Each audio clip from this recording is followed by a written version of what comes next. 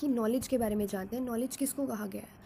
Basically knowledge को हम अगर देखिए, किसी भी तरह की इन्फॉर्मेशन को हम बोल सकते हैं। जब कोई भी हम किसी की चीज़ के रिगार्डिंग इन्फॉर्मेशन गैदर करते हैं, एक्वायर करते हैं, मतलब सीख रहे हैं किसी चीज़ के बारे में, कहीं ना कहीं उसको हम नॉलेज कह सकते हैं। बट इसके ट्रू मीनिंग में अगर देखें तो नॉलेज जो है फैक्ट बेसिस होता है। फैक्ट मतलब जो एक्चुअल में एग्जिस्ट कर रहा है, ट्रुथ बेस्ड होता है इसका। इन रियलिटी में एज्यूम्ड किया जाता है इसको as truth. Knowledge is a type of belief. ये एक तरह का बिलीफ भी होता है जो कि किसी भी तरह के ओपिनियन से, जो हम सिर्फ गेस लगाते हैं कि ऐसा हो सकता है वैसा हो सकता है, उससे ये थोड़ा सा अलग होता है।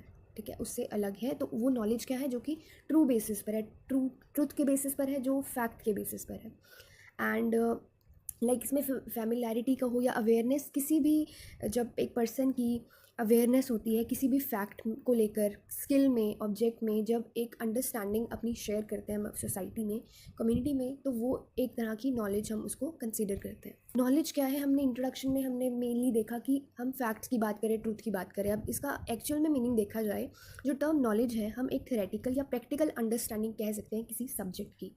और ये इम्प्लिसिट हो सकती है। इम्प्लिसिट मतलब जहाँ पर जो है प्रैक्टिकल स्किल जो है, हम उसको प्रैक्टिकल स्किल इन्वॉल्व हो रहा है और उसमें हम एक्सपर्टीज़ हो रहे हैं, एक्सपर्ट बन रहे हैं। और एक्सप्लिसिट भी हो सकता है। एक्सप्लिसिट का मतलब है जहाँ पर जो थ्योरेटिकल अंडरस्टैंडिंग हो रही है किसी सब्जेक्ट की। एंड ये देखा गया है कि जो अंडरस्टैंडिंग होती है किसी भी स्किल की, जो आप गेन करते हो लर्निंग के थ्रू या किसी एक्सपीरियंस के through, so that can be called as knowledge.